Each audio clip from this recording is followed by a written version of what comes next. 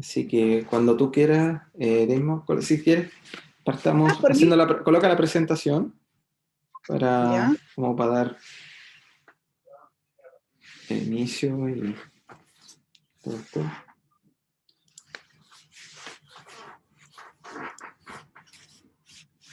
Ahí está.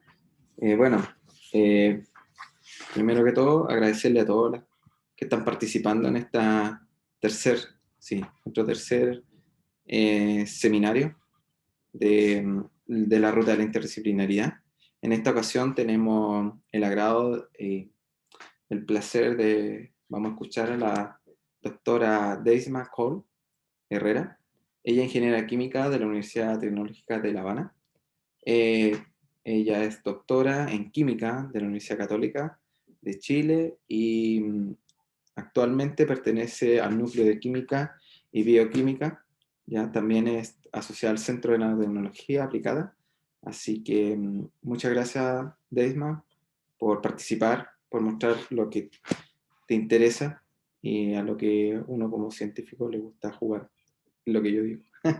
Así que muchas gracias y gracias también a todos los invitados. Ya, gracias Felipe por la presentación. Y bueno, yo vengo a hablarles un poco de química. Como sé que no todo el mundo sabe química, a la gente le asusta un poco la química, yo he tratado de preparar una charla lo más light posible y que hay más light y más entretenido, divertido que el amor. Así que yo voy a hablarles de química, pero voy a hablarles de química en clave de amor y por eso es el título de la presentación.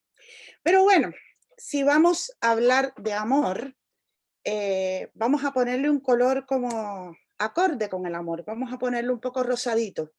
Y no podemos hablar de amor sin corazones, así que vamos a ponerle corazones. Así que con este fondo tan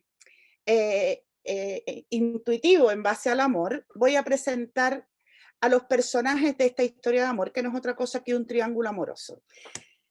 El primer personaje soy yo, y esa soy yo. El segundo vértice de este triángulo amoroso son los polímeros, y a última hora llegó alguien que se interpuso entre nosotros, el hidrógeno. Así que a lo largo de la charla yo voy a ir presentando y voy a ir hablando de cada uno de los personajes que forman parte de este triángulo amoroso. Así que voy a comenzar por el menos interesante, que soy yo. Mi nombre es Deisma Cole, como Felipe les había comentado, soy ingeniera química, doctora en química, soy cubana, nací en esa islita del Caribe, y ahí me hice ingeniera química en esta universidad, no sé si se ve el puntero, que es esta imagen que está acá, que actualmente se llama Universidad Tecnológica de La Habana, pero eso es desde hace muy pocos años, durante muchos años, cuando yo estudié. De hecho, porque ese nombre se lo pusieron hace yo creo que 5 o 6 años, y cuando yo me gradué se llamaba Instituto Superior Politécnico José Antonio Echeverría. En ese instituto, en aquel momento y todavía en la actualidad, es donde se estudian en La Habana todas las ingenierías y la arquitectura. Es decir, es la única universidad donde se estudian las ingenierías, y ahí me hice ingeniera y me vinculé a trabajar dentro de la Universidad de La Habana, en la otra universidad que es donde se estudian las ciencias puras y las artes y las letras.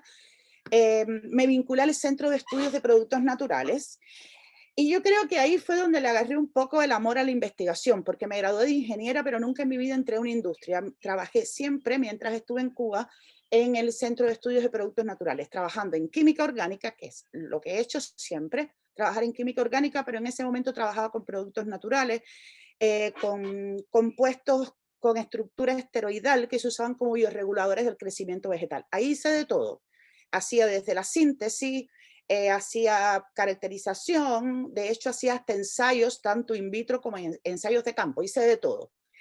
Y pasó el tiempo, ahí estuve unos cuantos años, pero en mi islita nos quitan tanto que nos quitan hasta el miedo, y entre el miedo que me quitaron el miedo a viajar, así, y a los aviones, que le tengo como su respeto.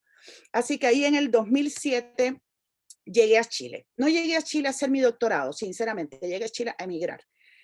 Y ya, bueno, cuando logré tener mi residencia definitiva, comencé el doctorado en la Universidad Católica, me presenté al doctorado y ahí conocí a dos profesores que me presentaron al segundo integrante de este triángulo amoroso, me presentaron los polímeros.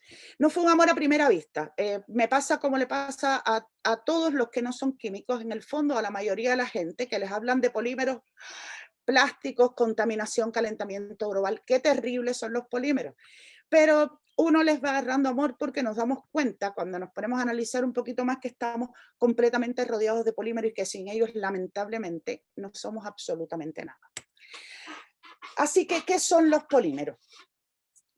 Como mi primer contacto con los polímeros fue precisamente durante mi etapa de doctorado, voy a explicarle a los que no saben qué cosas son los polímeros, voy a explicarles sobre los polímeros apoyado en todo el trabajo que hice durante mi tesis de doctorado, que fue mi primer contacto visual con ellos. Los polímeros son moléculas que son cadenas muy largas, que están formadas por unidades que se van repitiendo.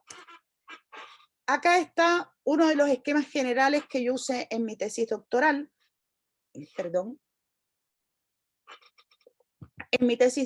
pero no los voy a atormentar con estructuras, es solo un ejemplo, para enseñarles de qué están formados los polímeros. En mi tesis doctoral yo trabajé con este esquema de síntesis.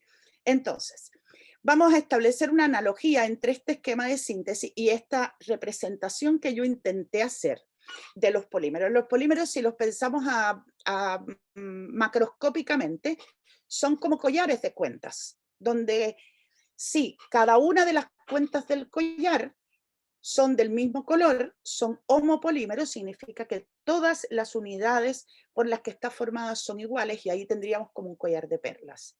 Pero tenemos collares con más coloridos, donde tenemos un patrón en los colores del collar, como por ejemplo en este caso, y son polímeros de otra naturaleza, con características distintas, o pueden ser similares también, pero es el tipo de polímero donde yo trabajé y fue mi primer contacto con este tipo de compuesto.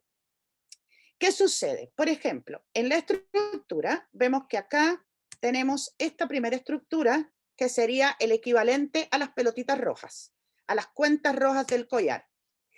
Y las oscuras serían el equivalente a las cuentas oscuras del collar, que sería el otro compuesto. Estos son los monómeros que forman el polímero. Cuando ellos reaccionan, se forman esta suerte de cadenas largas, donde nosotros lo que hacemos es fijarnos en la unidad que se repite. Cuando reaccionan, entonces se forma esta que es la unidad repitente, es la unidad que se va repitiendo. Si nos vamos al collar, o a esta representación, la unidad repitente sería una pelotita roja con una pelotita negra. Es el patrón que se va repitiendo a lo largo de la cadena polimérica. ¿Qué hacemos nosotros? ¿Qué hacemos los químicos? Muchos de los químicos que trabajamos en síntesis de polímeros, que nos ponemos a manipular esas pelotitas rojas y esas pelotitas azules para hacer cambios en la estructura que nos permita encaminarlos hacia una u otra aplicación, porque en dependencia de la estructura que tienen estos compuestos son las características macroscópicas o las propiedades físicas que pueden tener, que sean más duros, que sean más blandos, que sean más flexibles, que tengan una temperatura de fusión más alta, que sean líquidos, que sean sólidos. Todo eso depende de las características estructurales, esas que están metidas dentro de la molécula y que nosotros no podemos ver a simple vista. Entonces, durante la tesis de doctorado hicimos una investigación que era muy disciplinar, era una investigación que lo que hacía era generar conocimiento. No estábamos preparando polímeros para una función específica, sino lo que hicimos fue evaluar distintas modificaciones dentro de estas cuentecitas que están hechas los collares, distintas modificaciones para poder ver el efecto. Si se fijan acá, tienen unas X. ¿Qué hacíamos? Que en esas posiciones poníamos átomos de cloro, de flúor, de bromo y de yodo. Entonces íbamos modificando variables y íbamos viendo propiedades. Y acá donde está la R, esa R nos indica un fragmento. Entonces, ese fragmento, esa R era reemplazada por fragmentos de aminoácidos que tienen cadenas flexibles, que tienen enlaces simples, y entonces a partir de ahí fuimos haciendo comparaciones en cuanto a la estructura y a las propiedades. ¿Ya? Entonces, ¿qué sucede? Que con esta cantidad de variables que estábamos manejando durante la tesis doctoral, llegamos a sintetizar en el trabajo entre 50 y 60 polímeros. Entonces teníamos una biblioteca grande que nos permitió hacer un estudio de cómo la modificación en las cadenas nos iba a ir cambiando las propiedades. Después que sintetizamos todo, bueno, ¿cómo fuimos midiendo estas propiedades? Lo primero que hacemos los químicos cuando hacemos síntesis es que las moléculas no las podemos ver, por tanto, tenemos que usar técnicas que nos permitan demostrar a nosotros y al resto que nosotros obtuvimos la molécula que queríamos. Y para eso usamos técnicas de caracterización como la resonancia magnética nuclear de carbono 13, que nos permite identificar cada uno de los carbonos y las posiciones en que están dentro de la cadena. Por otro lado, la de protones, la resonancia magnética nuclear de protones, que nos permite identificar la posición de los átomos de hidrógeno y dónde están enlazados, y a partir de ahí nosotros vamos haciendo cotejos y vamos viendo y formando la estructura y corroborando que lo que tenemos es lo que queríamos tener. Y finalmente tenemos el FTIR, que es el infrarrojo con la transformada de Fourier, que nos permite identificar los grupos funcionales. Cuando hacemos una reacción química, generalmente aparecen nuevos grupos funcionales, entonces eso nos permite visualizar que realmente tenemos la molécula que tenemos. Una vez que tenemos ya bien identificado todo lo que nosotros logramos sintetizar, entonces empezamos a hacer ensayos. Lo primero que hicimos fue ensayos de solubilidad. ¿Por qué? Porque estas cadenas, estos compuestos son extremadamente grandes. Su solubilidad, debido a la cadena carbonada tan larga, es bastante limitada, así que lograr modificaciones que modulen la solubilidad era bien deseable. Además, medimos viscosidad. ¿Por qué? Porque en la medida en que las cadenas son más largas, la viscosidad de la disolución va aumentando, de ellos en disolución. Por tanto, no teníamos los equipos para determinar el tamaño molecular, el peso molecular, el tamaño que tenían las moléculas que habíamos sintetizado, pero medir la viscosidad nos daba una medida de si estábamos trabajando con polímeros realmente, es decir, moléculas extremadamente grandes, o con polímeros más pequeñitos, que nosotros le llamamos oligómeros, que son unas poquitas unidades repetitivas, esa que vimos en la diapositiva pasada. Bueno, además de todos estos ensayos, nosotros medimos las propiedades térmicas. Determinar las propiedades térmicas de los polímeros es súper importante. Dentro de las propiedades térmicas que nosotros medimos, bueno, medimos la temperatura a la cual ellos se degradan y medimos la temperatura a la cual se empiezan a mover las cadenas. Ya la temperatura de degradación, sobre todo en este tipo de compuestos, que no son compuestos cristalinos, sino son compuestos amorfos, es que muchos de ellos no presentan temperaturas de fusión, sino que ellos sencillamente empiezan a subir la temperatura, aguantan y hacen tuf y se degradan. ¿Ya? Porque ¿quiénes son los que presentan temperatura de fusión? Los que son cristalinos o presentan cierto grado de cristalinidad. Ya en ellos no. Entonces, ¿qué lográbamos hacer? Lo poníamos en un equipo que lo que hace es aumentar la temperatura y en función de la masa logra determinar a partir de qué temperatura comienzan a degradarse. Cuando un compuesto cambia de estado, cambia sus propiedades físicas, pero sigue siendo la misma molécula, en distinto estado de la materia, pero la misma molécula. Cuando se degradan, ya se comienzan a romper enlaces. Entonces, no es lo mismo un cambio de estado que el proceso de degradación que sufren los polímeros amorfos cuando comenzamos a provocarle un incremento en la temperatura. Por otro lado, evaluamos otra temperatura, otro parámetro que se llama temperatura de transición vítrea, que lo vamos a ir mencionando porque es súper importante. A ver, de seguro alguien cocina por ahí y seguro que les ha pasado que han usado un instrumento de estos plásticos de cocina, un utensilio de estos de cocina, y los ponen y se les ha ablandado. A ver, los cubanos nos encanta la carne del chancho y sabemos que es súper dañino, pero nada más rico que unos chicharrones. Y cuando hacemos chicharrones generamos manteca de cerdo y esa manteca tiene una temperatura, adquiere una temperatura muy alta y a mí me ha acabado con los utensilios de cocina. Entonces, esa temperatura a la cual el utensilio de cocina empieza a reblandecerse es a términos macroscópicos un equivalente a lo que es la temperatura de transición vítrea. Y a términos microscópicos, a términos moleculares, si pudiéramos ver la molécula, cuando un polímero llega a la temperatura de transición vítrea, sucede que las cadenas se empiezan a mover. Entonces el equipo donde lo medimos, lo que mide es precisamente eso, la temperatura a la cual las cadenas se comienzan a mover. ¿Por qué es importante? Porque nos da una ventana para poder manipular estos materiales a nivel macroscópico.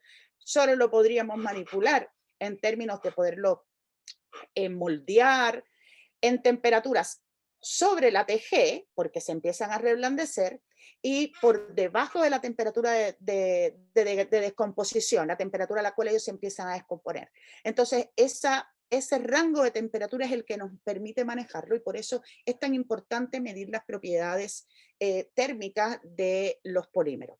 Lo otro que medimos es que como introdujimos fragmentos de aminoácidos, que son compuestos que son ópticamente activos, bueno, valió la pena medir las propiedades ópticas a ver si una vez que logramos conectar los fragmentos de aminoácidos dentro de la cadena, se mantenían las propiedades ópticas. Realmente esperable, funcionó, se mantuvieron las propiedades ópticas. Y finalmente, como habíamos trabajado con compuestos que tenían átomos de halógenos, es decir, cloro, bromo, se sabían que muchos de los halógenos tienen capacidad de retardo de la llama. Así que, aunque realmente no estaba establecido al inicio, dijimos, bueno, sería interesante medir retardo de la llama, así que le medimos también retardo de la llama. Con todos estos compuestos que preparamos, logramos terminar la tesis doctoral. Era como les digo, una tesis disciplinar. Lo que hacía era darnos una idea de la repercusión macroscópica que tenían las transformaciones que nosotros íbamos generando dentro de las cadenas de los polímeros, y gracias a este trabajo logramos sacar 2 publicaciones con 2 de las familias que habíamos sintetizado con todas estas transformaciones y con todos estos estudios. Y con eso terminó el doctorado. Y llegamos a esa etapa donde los científicos terminamos el doctorado y decimos, ¿y ahora qué hacemos? Y es la oportunidad de plantearnos retos, retos en el sentido de ahora voy a hacer lo que yo quiera. Y yo también pasé por ahí, como pasamos todos. Pasó el tiempo y ¿qué hago? ¿Qué hago? Vamos a ver en qué investigo, por dónde me voy, qué va a ser lo mejor. Y ahí, mira, decidí que el tema de la energía era un tema que era súper coyuntural, era una situación compleja en ese momento, todavía lo es. Así que decidí irme por la energía, porque estamos dependientes totalmente de los combustibles fósiles, estamos con ellos generando mucha contaminación y energía, y además se están acabando. Y generar energía limpia realmente era deseable. Hay algunos sistemas que generan energía limpia, que permiten y que tienen mucho futuro en cuanto a la generación de energía limpia, y por ahí está la energía eólica, la solar y las pilas de combustible. Yo soy química orgánica, así que por ahí, ¿dónde me puedo meter? Las pilas de combustible. Las pilas de combustible, comencé a hacer una revisión bibliográfica y encontré que las pilas de combustible, existen pilas de combustible que presentan un electrolito polimérico, es decir, una membrana de polímero que permite el transporte de los protones. Así que me puse a profundizar en las pilas de combustible. Así que les voy a enseñar qué son. Las pilas de combustible son dispositivos electroquímicos, como todas las baterías, las pilas, que lo que hacen es transformar la energía que se desprende de una reacción química en corriente eléctrica. Entonces, estas pilas lo que hacen es que se alimentan de hidrógeno, el hidrógeno se rompe con la presencia de un catalizador, se rompe, por llamarlo de alguna manera, se rompe ese enlace, se generan 2 protones y se generan los electrones. Estos electrones se van a formar parte de la corriente eléctrica, porque la corriente eléctrica no es otra cosa que el flujo de electrones, y los protones tienen que salir por algún lado, urgente, porque si no vuelven a agarrar los electrones. Así que esta membrana polimérica tenía que permitir el paso acelerado de los protones hacia el otro lado, para ahí unirse con el oxígeno, reaccionar con el oxígeno del aire y formar agua. Maravilloso. El único residuo que se generaba de las pilas de combustible, agua y calor y electricidad. Y yo sinceramente pensaba que era algo súper nuevo hasta que me puse a averiguar y no es tan nuevo. Viene del 1839, cuando este caballero, Christian Friedrich Schumbein, no sé cómo se pronuncia, pero él publica, realmente lo descubre en el 1838 y lo publica en el 39, el principio de funcionamiento de una pila de combustible. No le dio nombre, él sencillamente publicó el hallazgo.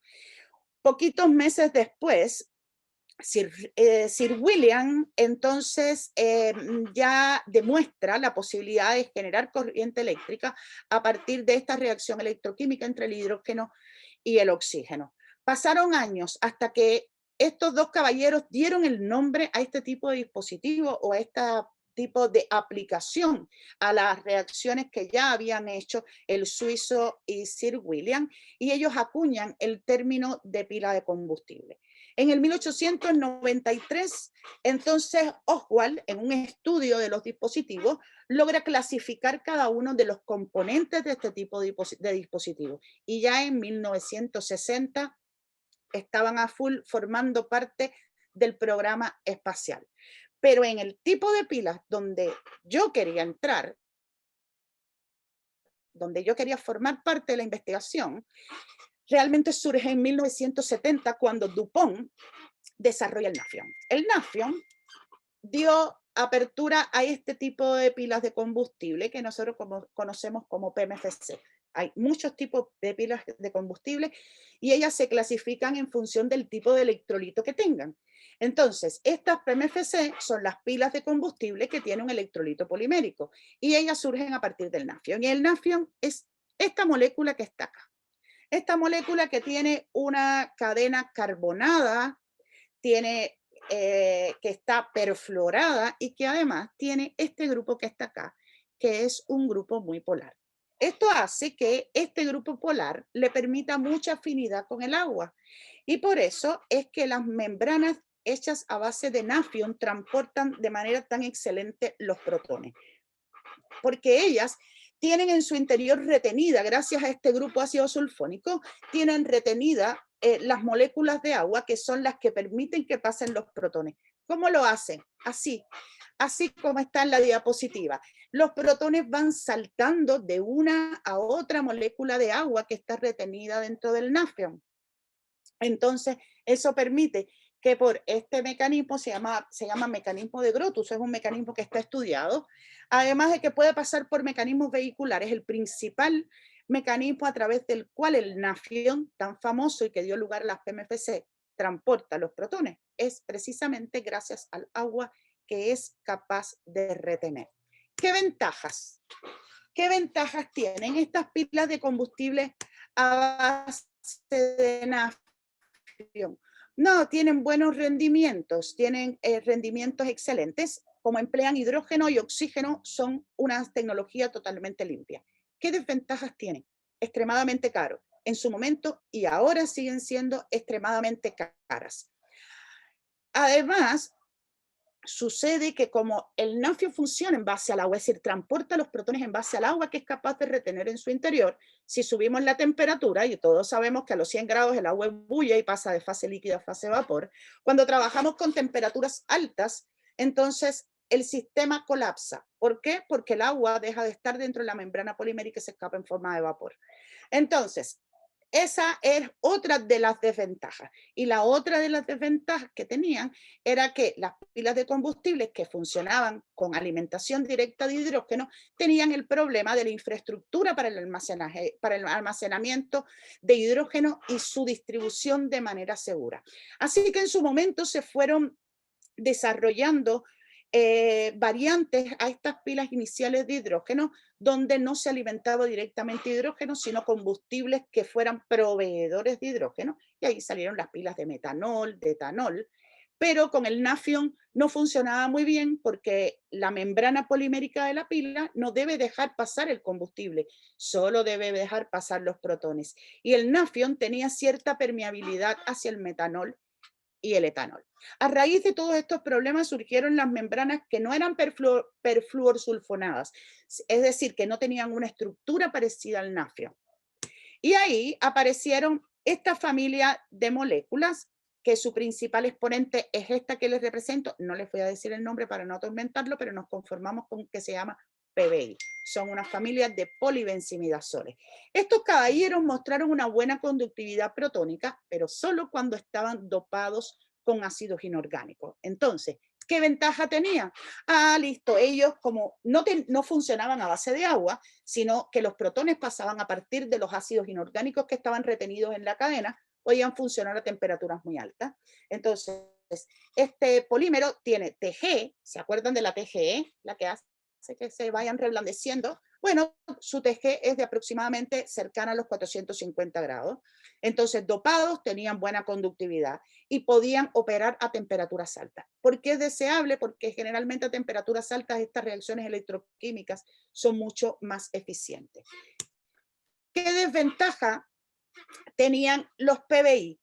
Bueno, ellos puros y secos, es decir, sin ácido, no conducían, no podían transportar los protones. Cuando le subíamos la carga de ácido, entonces la membrana perdía sus propiedades mecánicas, es decir, se resquebrajaban, se rompían. Ya tenían una baja estabilidad a largo plazo y como tenía temperatura de transición vitrea tan alta, baja solubilidad, procesarlas resultaba engorroso. En todo este proceso de estudio para plantear el estado del arte, aparecieron este tipo de compuestos que son los líquidos iónicos. ¿Qué compuestos iónicos nosotros conocemos? La sal con la que cocinamos es un compuesto iónico. Los líquidos iónicos son más o menos como estas sales, es decir, tienen un catión y un anión que interactúan por fuerzas electrostáticas, se logran acercar, pero ellos son líquidos a temperaturas por debajo de los 100 grados. Y estos son características muy deseables si tenemos un compuesto que es líquido por debajo de los 100 grados, muchos de ellos a 25 grados ya están en estado líquido y que además presenten las características de los compuestos iónicos. ¿Ya? Entonces, ¿qué son los compuestos iónicos? Bueno, son sales parecidas al cloruro de sodio, pero el cloruro de sodio tiene un anión y un catión pequeñito. Estos son cationes y aniones grandes. Generalmente, al menos uno de ellos es de naturaleza orgánica y son líquidos por debajo de los 100 grados. ¿Qué sucede? Que en aquel momento estaban saliendo muchas publicaciones sobre las bondades de los líquidos iónicos aplicados en las pilas de combustible. Es decir, les otorgaban mayor conductividad de protones, permitían altos valores de temperatura de trabajo por encima de los 100 grados, incluso llegando en algunas publicaciones informaban que llegaban hasta los 300 grados y que además permitían que estos polímeros, es decir, que el PBI tuviera mayor resistencia a las cargas de ácido. Así que, listo, con la experiencia que habíamos tenido del doctorado y todo este estudio, nos propusimos presentar un proyecto de postdoc donde nosotros transformábamos o modificábamos o generábamos una unidad repetitiva de polímero que tuviera determinadas características estructurales en cuanto a la cadena carbonada, es decir, que tuvieran grupos aromáticos, que tuvieran grupos de benzimidazol, parecidos al PBI, y grupos imidos. ¿Ya? Y con esto le íbamos a dar rigidez, estabilidad térmica, subir la TG y buena capacidad para retener ácidos y buenas propiedades mecánicas. Entonces, si le poníamos grupos funcionales que fueran flexibles, podíamos modular la solubilidad y con eso mejorar también la procesabilidad. Y finalmente, si lo mezclábamos con líquidos iónicos y hacíamos membranas compuestas de polímero y líquidos iónicos, entonces podíamos mejorar la conductividad protónica y mejorar las propiedades mecánicas y térmicas cuando tenían altas cargas de ácido. ¿Ya? A ver, el postdoc fue una gran escuela, fue un proceso de investigación que fue largo, engorroso, y aunque nos dejó un poco nos dejó sabor a poco, sí se logró publicar la investigación, aunque no en su totalidad, porque no logramos llegar a los ensayos en pila, que era lo que nos hubiera gustado. Pero sí logramos hacer la síntesis, hicimos ensayos y logramos sacar esta publicación con algunas familias de polímeros, donde hicimos los ensayos de las propiedades térmicas, le hicimos ensayos de la estabilidad oxidativa, tanto con o sin líquidos iónicos.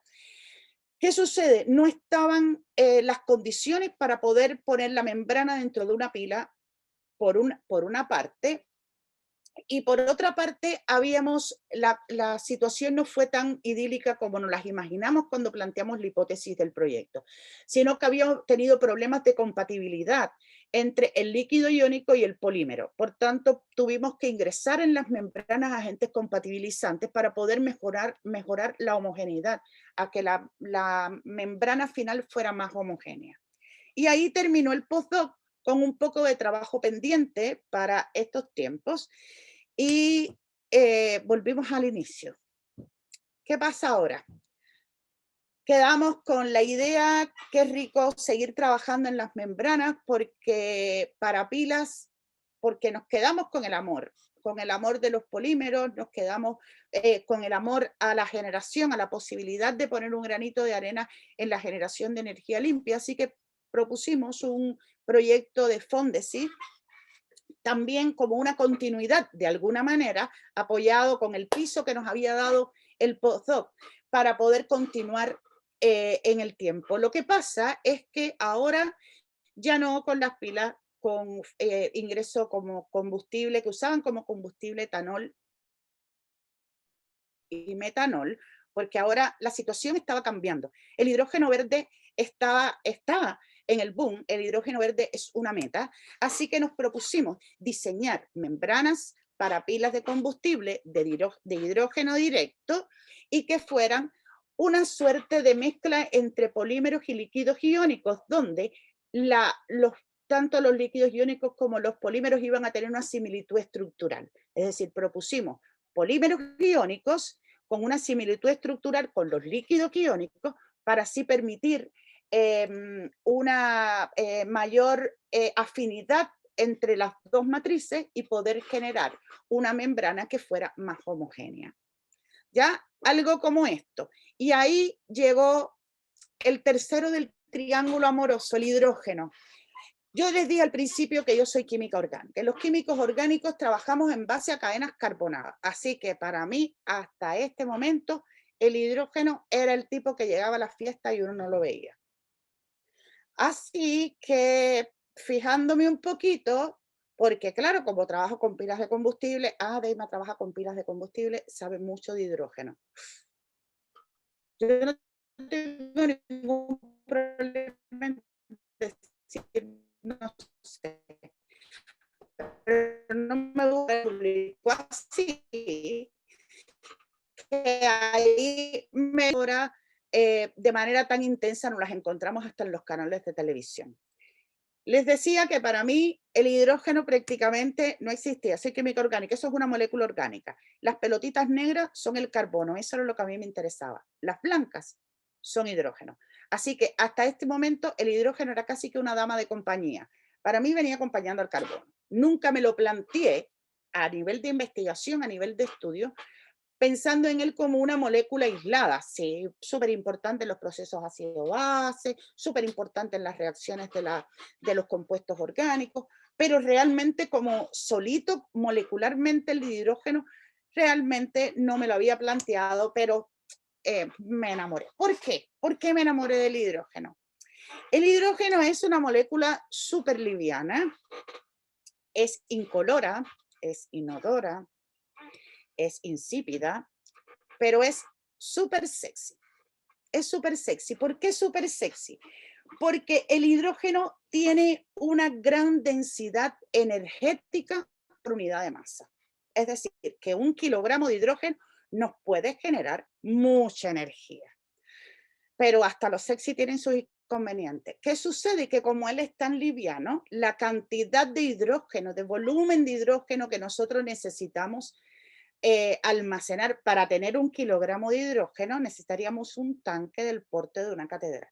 Entonces, ese es uno de los inconvenientes que tiene el hidrógeno. Y lo habíamos mencionado un poquitico atrás, que por allá por el año 2016 era un temazo, el tema del almacenamiento y el tema del transporte del hidrógeno para proveerlo como combustible.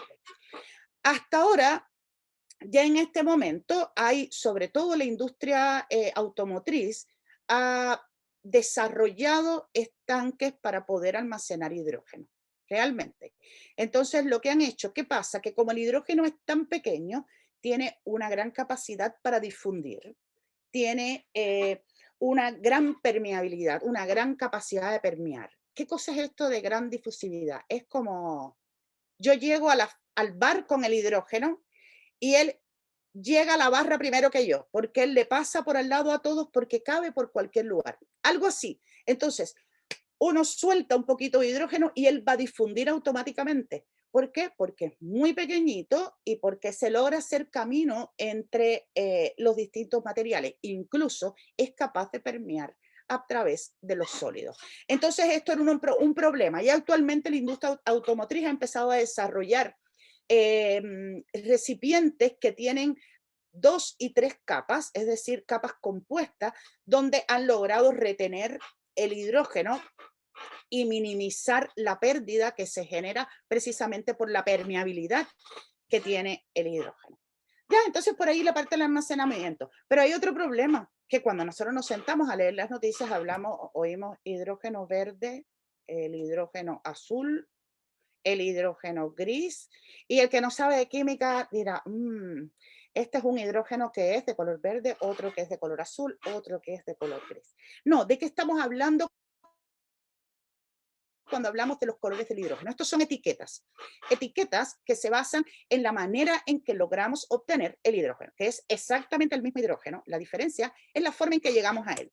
Y yo me encontré esta tabla que me pareció súper interesante y súper acotada de las distintas etiquetas que tiene el hidrógeno, y para que puedan entender por qué hablamos de distintos colores de hidrógeno. Yo señalo para allá porque tengo como si tuviera la pizarra del lado de acá. Entonces, tenemos un hidrógeno que se obtiene generando altas emisiones, alto grado de contaminación, que se obtiene a partir de los combustibles fósiles, así a la desbandada, donde ahí obtenemos hidrógenos que son gris o marrón, es decir, con etiqueta gris o etiqueta marrón. Es como los sellos negros de los dulces. Estos son competitivos porque es barato, es muy barato obtenerlo, súper barato. Es como los sellos negros, mientras más sellos negros, más económico nos sale, algo más o menos como esto. Es muy competitivo por su precio, pero tiene altísimas emisiones. Y en esta etiqueta están el hidrógeno gris y el hidrógeno, ay, me queda poquito, y el hidrógeno marrón. Está un hidrógeno que también se obtiene a partir de los combustibles fósiles, pero se usan dispositivos o tecnologías para capturar el CO2 que se emite con la producción de este hidrógeno, y ahí es donde tenemos el hidrógeno azul, que, como se dice, es competitivo a más o menos como mediano y corto plazo. Y está la panacea, a donde queremos llegar, nuestros proyectos 2030, 2050 en cuanto a energía, y es el hidrógeno verde. El hidrógeno verde es un hidrógeno que se produce con 0 emisiones al medio ambiente, es decir, contaminación absolutamente en 0. ¿A partir de qué? De biomasa, de biogás o de agua. ¿Cómo de agua? A partir de la electrólisis de agua. Si usamos electricidad, logramos separar a los componentes del agua, hidrógeno y oxígeno. Estos van a recipientes, se almacenan y después se usan con distintas aplicaciones. ¿Cómo se puede obtener el hidrógeno verde? Y con esto ya voy terminando, que se me va acabando el tiempo. Encontré esta infografía que me pareció bastante didáctica en la Universidad de Chile, acá está el link, donde hace un recorrido de cómo obtener hidrógeno verde para distintas aplicaciones, usando como materia prima el agua de mar. Del agua de mar y usando corriente eléctrica, porque claro, vamos a generar corriente eléctrica a partir de la hidrólisis, de la electrólisis del agua, pero necesitamos corriente. Necesitamos corriente para poder ejecutar la hidrólisis. Así que esa es como la idea. Se saca el agua, se obtiene energía a partir de fuentes renovables, de paneles solares y energía eólica, y ahí esa agua va a la electrólisis. Yo me imagino que entre medio tiene que haber un proceso de desalinización, que se lo obviaron, pero no importa. Para fines educativos yo creo que está bien. Entre medio yo creo que por distintos métodos, posiblemente ósmosis inversa, ultrafiltración, se pueda desalinizar esa agua, llega a estos estanques donde ocurre la electrólisis y se obtienen los dos gases. El oxígeno, por un lado, se almacena y el hidrógeno se almacena por otro lado como fuente de combustible. ¿Para qué? Para estos usos que están acá, donde, déjame, a ver, estos usos que están acá, no sé si se ve el mouse, como combustible limpio, como fertilizante, como combustible sintético e incluso el hidrógeno, iba a decir el petróleo, el hidrógeno que nos sobre, pensamos exportarlo. los excedentes de la producción natural a la exportación. ¿Dónde estamos nosotros? Estas partes, ni idea. Nosotros estamos acá. Nosotros estamos acá como combustibles precisamente para las pilas.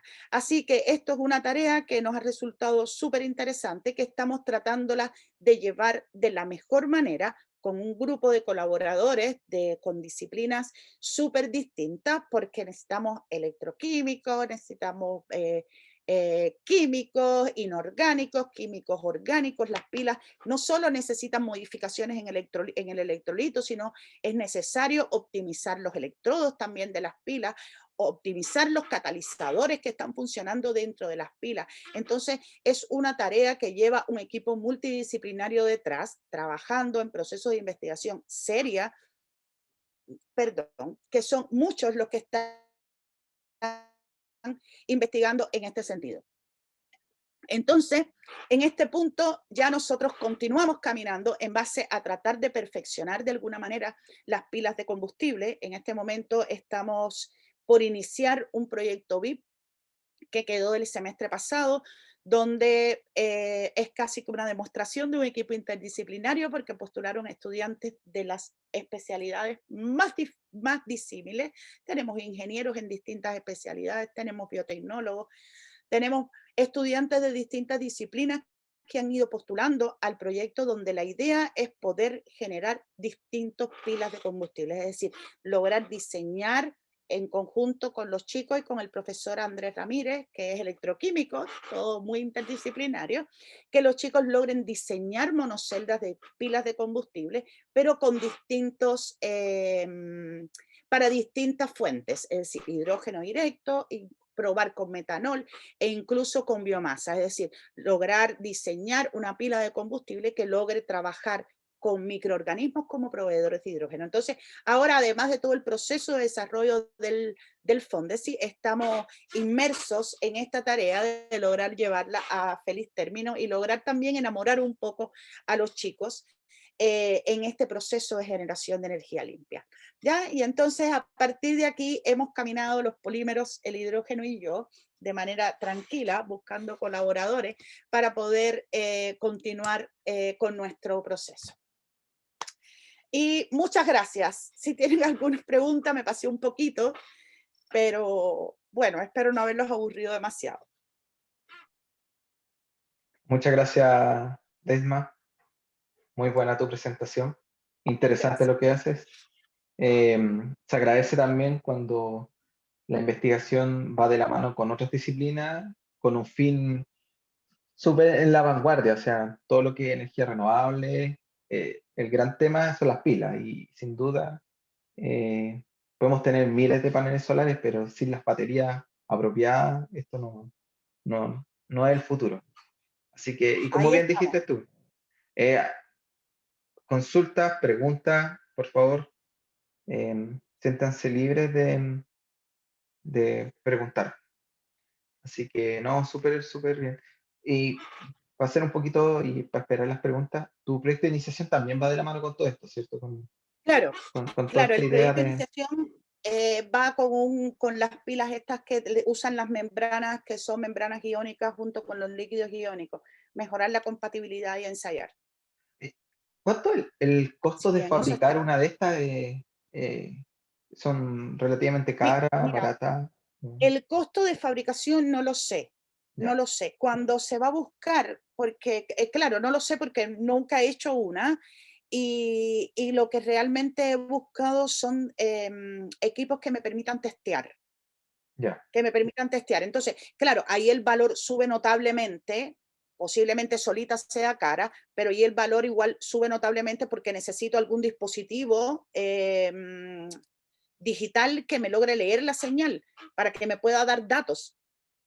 Mm, Entonces, eso es lo que he cotizado. Lo que se ha cotizado nosotros con el proyecto, lo que hemos cotizado, y de hecho lo pensamos comprar para el próximo año del postdoc para poder ensayar las pilas, es precisamente uno que me permita leer. Ahora con el VIP, la idea es que los chicos ensayen diseñar la pila y ver si podemos comprar los materiales y ya en otros semestres que las puedan fabricar con los materiales de verdad.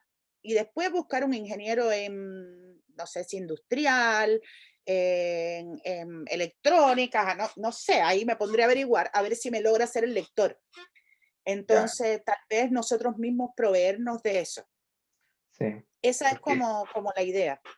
fabricar, o sea, siempre el proceso como industrializar, el proceso de investigación es un camino súper largo, pero el fin justifica los medios, creo yo.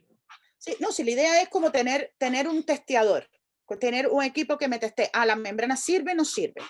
Mm, Vamos a hacer, otro colega va a hacer una modificación en el electrodo, listo, bueno, vamos a cambiar el electrodo, es decir, que nos sirva para testear tanto el catalizador que se usa, como el electrodo, como la membrana, es decir, que sea el equipo que nos permita ir sacando cosas, no que sea una monocelda sellada mm, que no la podamos modificar, no, sino hacer una monocelda que nosotros podamos introducir cambios y que tenga algo que me permita leer los datos, es decir, mira, está funcionando y lo puedo demostrar con estos datos, estos datos y estos datos. Y claro. entonces ya sí, ahí cuando te buscas un testeador, ya ahí los precios se disparan, Mm, notablemente.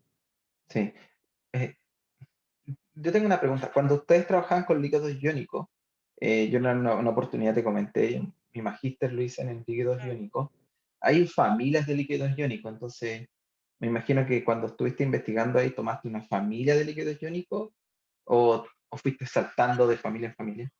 No, porque como la estructura tenía el grupo benzimidazol, me fui con los líquidos iónicos que tenían imidazolio como uno de los iones, el grupo Ya, imidazolio. Entonces, ahí fui jugando con los iones y los contriones, pero siempre respetando, tratando de que tuviera la mejor compatibilidad estructural.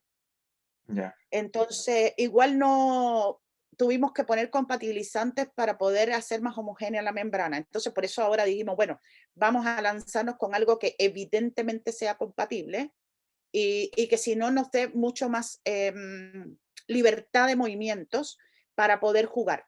Entonces, por eso nos lanzamos con la propuesta de los líquidos, de las poli compuestos, de los polímeros iónicos, perdón, se me fue, de los polímeros iónicos, porque ellos vienen con sus cargas intrínsecas y un contrión pequeñito que se puede ir cambiando también. Diego tiene la mano levantada si quieres hacer, quieres tú, no sé si puedes verlo tú, Deima. Me imagino que Sí, sí. Sí, Diego, dale. sí, Diego. Creo que tiene la opción por chat. Eh, no sé, déjame leer, a ver. Tiene la mano No, levantada, Diego. yo no lo escucho. Él no puede hablar. No, creo que no. Por Diego, escribe configuración. Sí, por eso, el Diego. chat. Ahí está escribiendo, creo.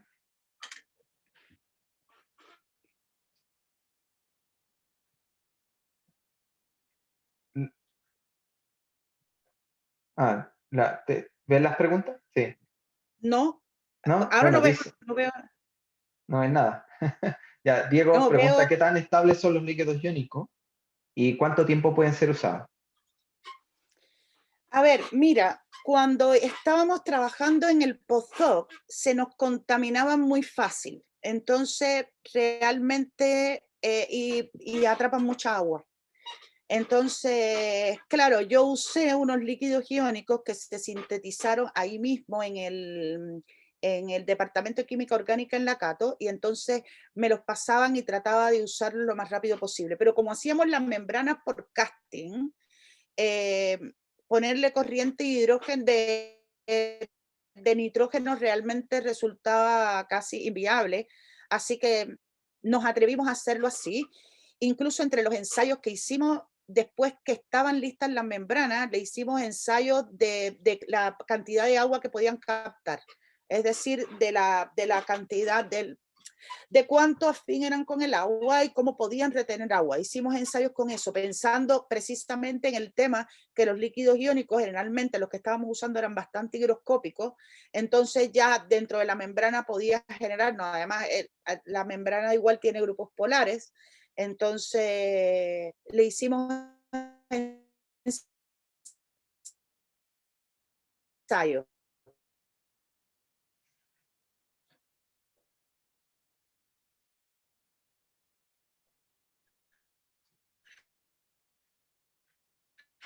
pero volverlo a usar, no lo volvíamos a usar. Yo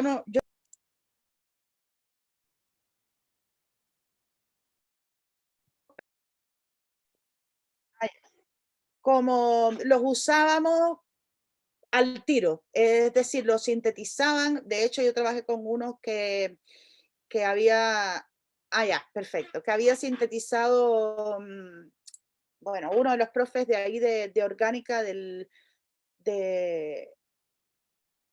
y me lo pasaba al tiro, así que enseguida lo usábamos y no le daba mucho tiempo para almacenarlo. Él me decía, dime cuándo necesita, y yo buscaba los líquidos y los usaba.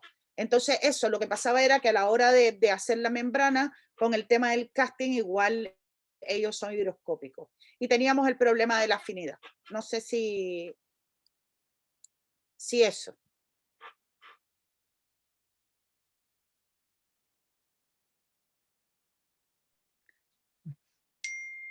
Sí, ahí. Ya, gracias, Diego. Gracias, Diego, tu pregunta. ¿Alguien más? ¿Alguna pregunta? A ver, ¿alguien del chat? Ok, gracias. Bueno, no sé, si no hay ninguna otra pregunta más, queremos agradecerle nuevamente a Deisma por su notable presentación, por su bonita investigación, como todas las otras presentaciones que hemos tenido. Muchas gracias también por unirte a esta ruta de la interdisciplinaridad y también dejar invitado a todos que uno de los objetivos también de esto es que a medida que vayan presentando nuestros académicos de nuestra facultad, puedan ir viendo sus temas de interés de investigación y poder contactarse con ellos y tratar de hacer investigaciones o generar nuevos conocimientos tanto de investigación como de la misma academia hacia los estudiantes, que es nuestro objetivo como docente. Así que muchas gracias, Alejandra, también. Muchas Interesante tu gracias. trabajo. Sí, así que, Muchas gracias a todos. Gracias, Felipe. no, gracias. No, de qué. Aquí todo es para ustedes. Así que muchas gracias a ustedes. Ya, nos estamos Ya, viendo en nuestra siguiente charla, así que están todos cordialmente invitados. Así que muchas gracias a todos. Saludos y a cuidarse ya. Nos estamos viendo. ya. Chao. Muchas gracias. Chao, chao. Gracias Chao. a todos. Chao.